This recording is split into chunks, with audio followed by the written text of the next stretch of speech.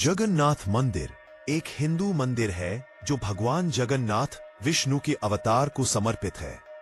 यह भारत के पूर्वी तट पर स्थित ओडिशा राज्य के पुरी शहर में स्थित है।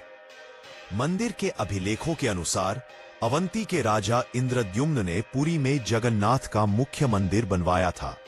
वर्तमान मंदिर का पुनर्निर्माण 11वीं शताब्दी में हुआ, जो पहले से मौजूद मंदिरों के परिसर में बनाया गया था।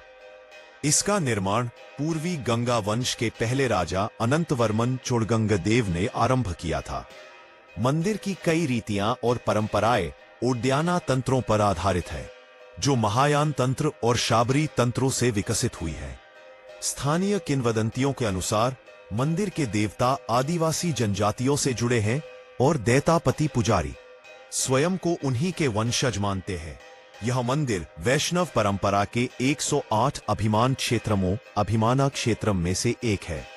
मंदिर विशेष रूप से अपने वार्षिक रथ यात्रा उत्सव के लिए प्रसिद्ध है, जिसमें तीनों मुख्य देवताओं की विशाल सुसज्जित रथों में यात्रा कराई जाती है। यहाँ पूजा भील साबर जनजाति के पुजारियों और अन्य समुदायों के पुजारियों द्वारा की जाती है। अन्य हिंदू मंदिरों में पाए जाने वाले पत्थर या धातु की मूर्तियों के विपरीत जगन्नाथ की मूर्ति नीम की लकड़ी से बनी होती है, जिसे हर 12 या 19 वर्ष बाद समान रूप में बदल दिया जाता है। यह मंदिर 4 धामों में से एक है। किंवदंती है कि भगवान श्री कृष्ण का हृदय यहाँ स्थापित है और मूर्ति में उपयोग की गई सामग्री धीरे धीरे उस हृदय को नष्ट करती है, इसलिए इसे समय समय पर बदलना आवश्यक होता है। यह मंदिर समस्त हिंदुओं के लिए पवित्र है, विशेषकर वैष्णव संप्रदाय के अनुयायियों के लिए। अनेक महान संत जैसे रामानुजाचार्य, मध्वाचार्य, निम्बार्काचार्य, वल्लभाचार्य और रामानंद का इस मंदिर से गहरा संबंध रहा है।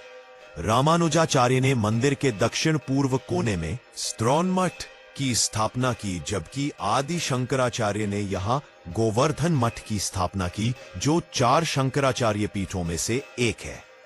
यह मंदिर गौड़ीय वैष्णव मत के अनुयायियों के लिए भी विशेष महत्व रखता है, क्योंकि इसके संस्थापक चैतन्य महाप्रभु भगवान जगन्नाथ के परम भक्त थे और कई वर्षों तक पुरी में रहे।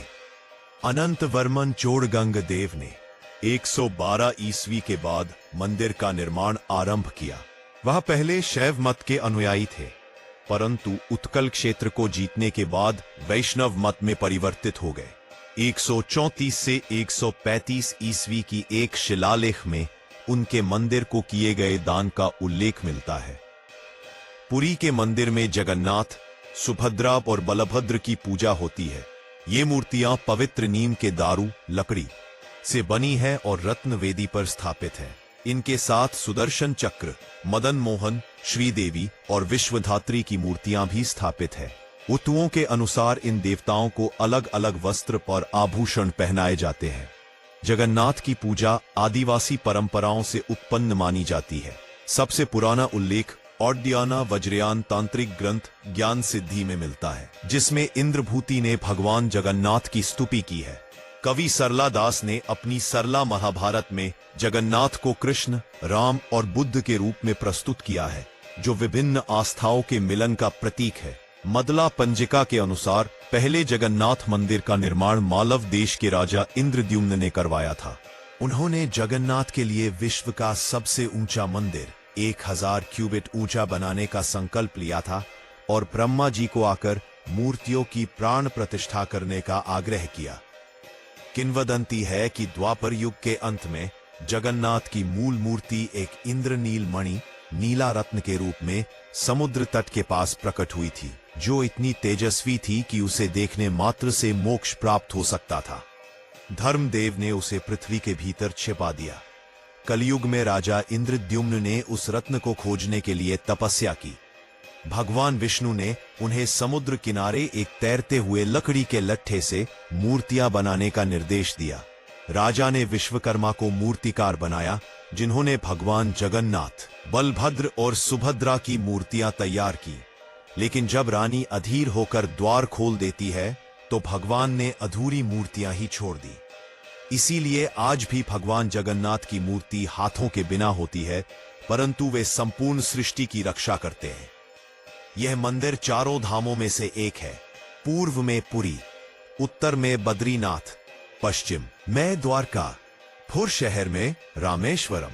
चारों धामों का विचार आदि शंकराचार्य ने दिया था। हिंदू श्रद्धालु जीवन में एक बार इन चारों स्थलों की यात्रा करने का संकल्प लेते हैं। यात्रा परंपरागत रूप से पुरी से आरंभ होकर दक्षिण, पश्चिम और उत्तर दिशा में घूमते हुए संपन्न की जाती है। मंदिर के शिखर पर स्थित नील चक्र पर प्रतिदिन एक नया ध्वज फहराया जाता है, जिसे पतित पावन ध्वज कहा जाता है। यह ध्वज देवताओं की प्रतिमा के समान पवित्र माना जाता है। यदि आपको यह वीडियो पसंद आए तो कृपया हमारे चैनल को सब्सक्राइब करें ताकि हमें और प्रोत्साहन मिले। धन्यवाद।